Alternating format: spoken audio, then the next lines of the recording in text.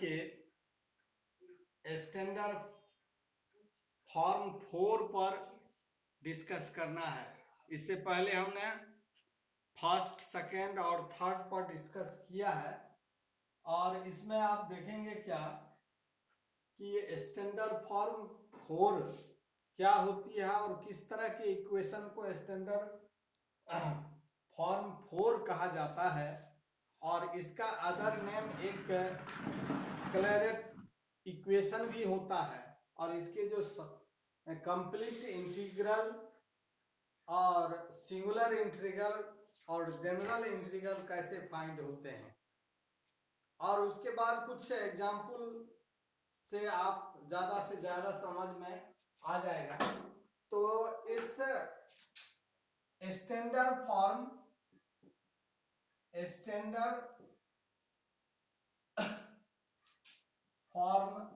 4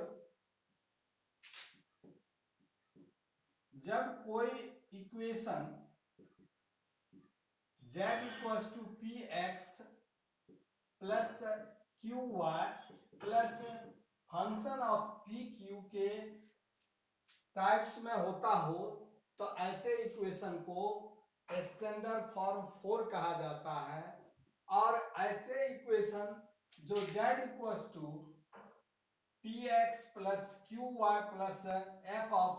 P q के form में रहता हो, तो इसे क्लैरेट इक्वेशन भी कहा जाता है।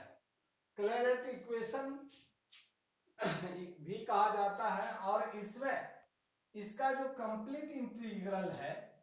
कंप्लीट इंटीग्रल को फाइंड करने के लिए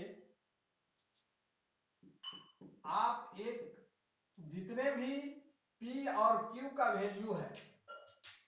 p और q के वैल्यू के लिए p इक्वल्स टू a और q इक्वल्स टू b यदि पुट कर देते हैं,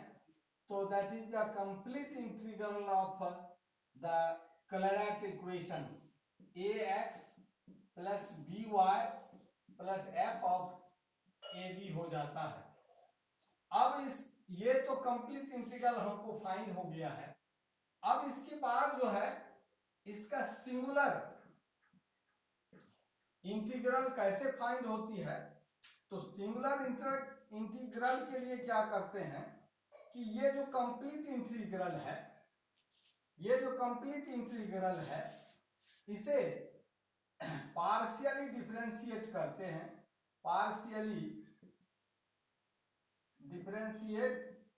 with respect to a and b, and del z by del a equals to 0, जो भी इसमें वैल्यू हमें फाइंड होगा, और उसके बाद del z by del b, जो भी इससे जो इक्वेशन हमें ऑब्टेन होता है, तो दोनों इक्वेशन से eliminating a and b and इसमें पुट कर देना है। तो ये जो है द कंप्लीट इंटीग्रल, तो ये दैट इज सिंगुलर इंटीग्रल हमें फाइंड हो जाता है, सिंगुलर इंटीग्रल। अब आप जनरल इंटीग्रल कैसे फाइंड करते हैं, तो जनरल इंटीग्रल के लिए आप कंप्लीट इंटीग्रल जो है, complete integral that is z equals to ax plus by plus f of ab, and जब इसको हम डिफरेंशिएट करेंगे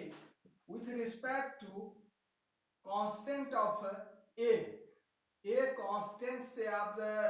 ये जो आर्बिट्रेरी कांस्टेंट है, तो del z by del a equals to 0 रखना होगा, और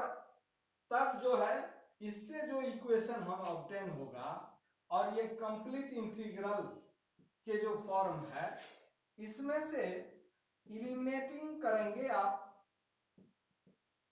a and obtain the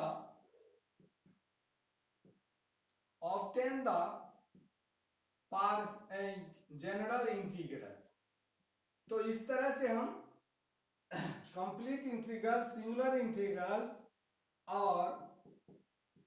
general integral find कर लेते हैं क्लैरेट इक्वेशन का। ये क्लैरेट इक्वेशन भी कहा जाता है इसे।